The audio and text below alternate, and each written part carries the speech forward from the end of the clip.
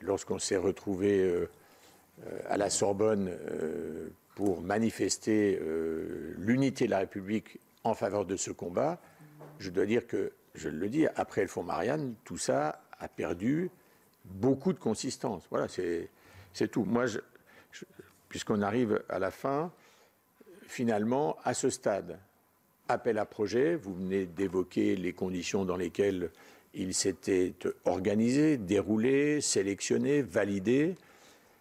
Si c'est à refaire, vous feriez la même chose en mieux, vous procéderiez de quelle manière, puisque peut-être on donnera des orientations, mais à ce stade, étant en responsabilité toujours et du monde associatif, quel est votre regard et qu'avez-vous à nous dire à cet instant?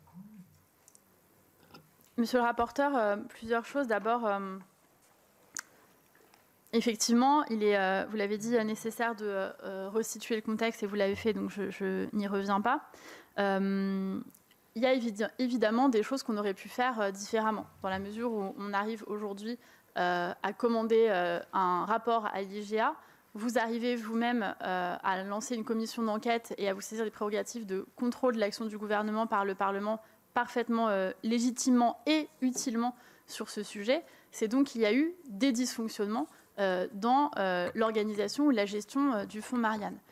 Moi, je veux être à ce stade prudente pour ne pas émettre ici des sentiments ou des impressions, mais je pense qu'il est effectivement nécessaire d'avoir peut-être par écrit un certain nombre de règles de la manière dont les subventions peuvent être attribuées. Il existe déjà des écrits, mais peut-être est-il nécessaire de les préciser, notamment quant à l'organisation des comités de sélection, quant à l'organisation du suivi et quant aux mesures qu'il est possible de mettre en place par l'administration en matière de contrôle vis-à-vis des organisations qui sont subventionnées.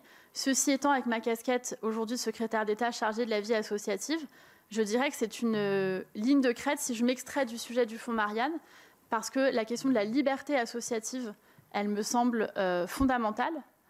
Et c'est pourquoi, d'ailleurs, l'une des associations que vous avez auditionnées, qui a mis en place des vidéos contestables et contestées, et que moi-même je conteste, puisqu'elle s'en prend à des responsables politiques, Madame la maire de Paris, mais pas uniquement, porte-parole du gouvernement, le ministre de l'Intérieur, moi-même, le président de la République, etc.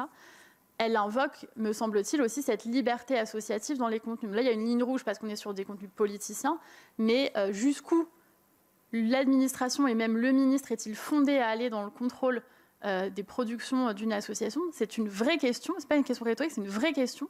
Et c'est pour ça que je suis sincèrement très preneuse des retours et des préconisations et instructions que vous donnerez à l'issue de cette commission. Merci Madame la Ministre. Nous allons conclure, donc nous allons prendre deux questions. Alors je vais demander aux auteurs, comme d'habitude, d'être trois questions donc rapides. Alors Jean-Michel Arnaud, puis Daniel Breuiller.